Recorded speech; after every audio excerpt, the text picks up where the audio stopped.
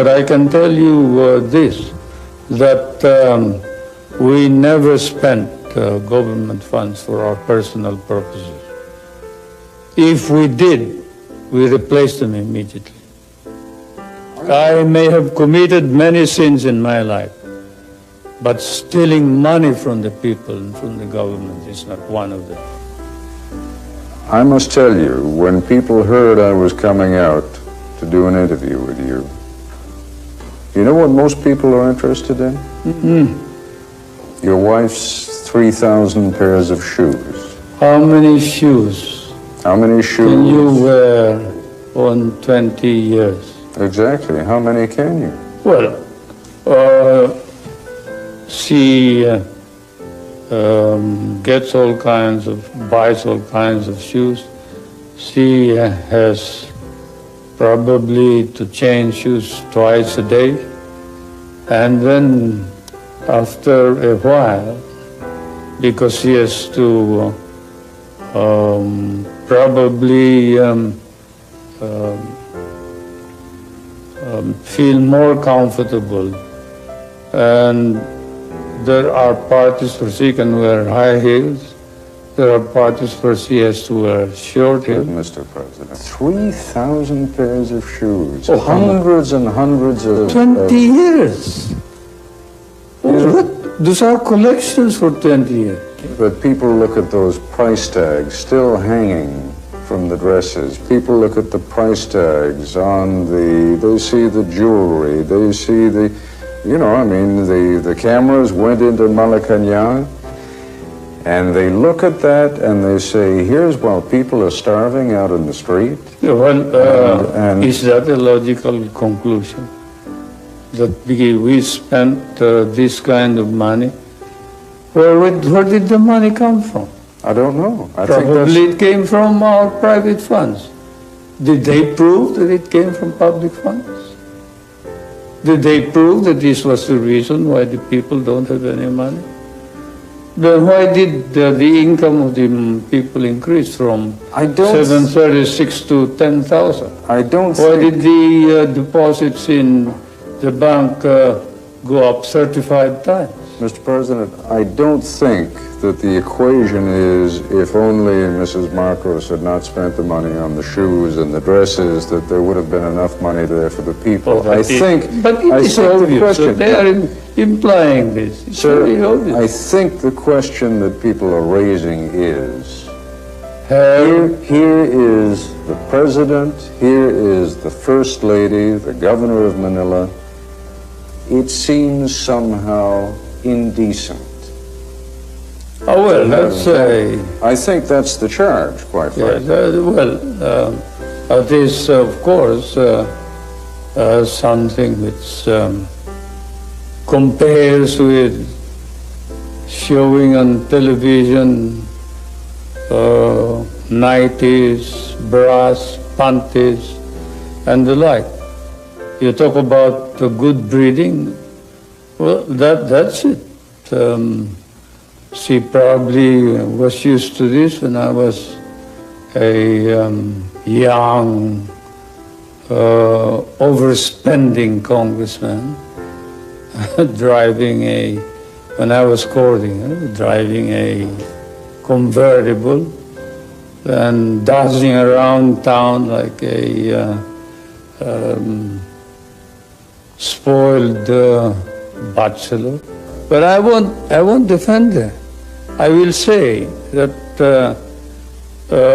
she felt that she had to wear dresses in accordance with the occasion, that her duty was not just to be a housewife, but to represent the Filipino people proudly when they are in New York, when she has to talk to heads of state, when she has to go to a funeral of, say, Khrushchev or whoever else, when she has to go to Rome and meet the Pope. But shopping trips, Mr. President, shopping trips in which she takes advances of $150,000, shopping trips are all fabricated.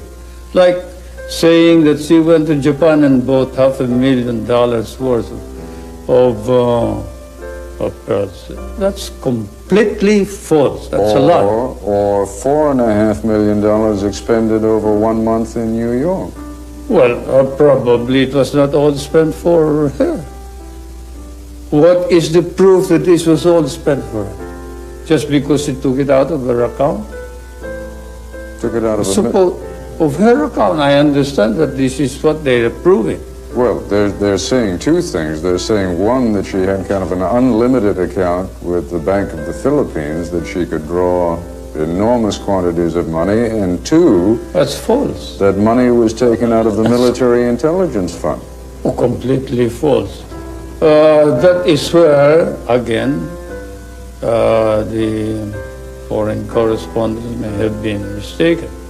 There is no such thing as a military intelligence fund except that which I control. I mean, what they're talking about, there are very careful notations by your wife's secretary, Faye Jimenez, in which she accounts for each item. And there are expenditures of $10,000, $50,000, $100,000 for one painting, I believe, an expenditure that exceeded $1.5 million. Oh, I seriously doubt that. I haven't seen this matter. If it is a case in court, I don't want to talk about it. But I can tell you this, that we never spent government funds for our personal purposes. If we did, we replaced them immediately. I may have committed many sins in my life, but stealing money from the people and from the government is not one of them.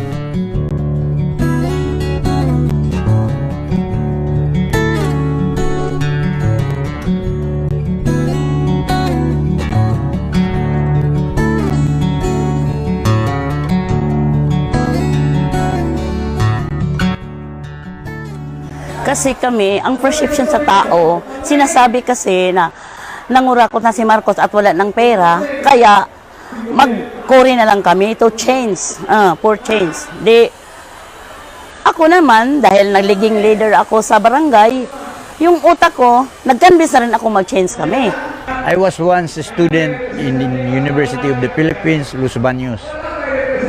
Nung kabataan ko, halos lahat kami talagang anti-Marcos.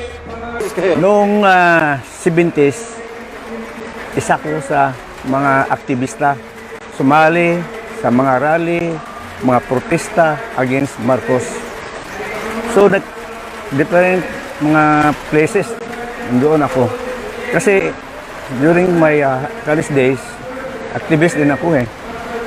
So, yun lang nag-umpisa hanggang pag-brook ng martial law, tapos kami, hinuhuli kami. Sa Davao kami noon. From Marcos ang family namin. My father was working sa Malacanang for 2 terms. Sa Office of the President mismo, sa anti-graft siya.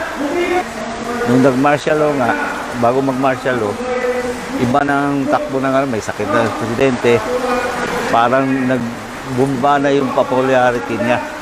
Doon ako nag-antay. Nung nag-aral ako po doon sa Maynila, talagang magulo eh. Nung panahon ni Marcos, rally doon, batuhan, gano'n, kasali ako doon. Tapos nung People's Power, doon talaga kami sa EDSA.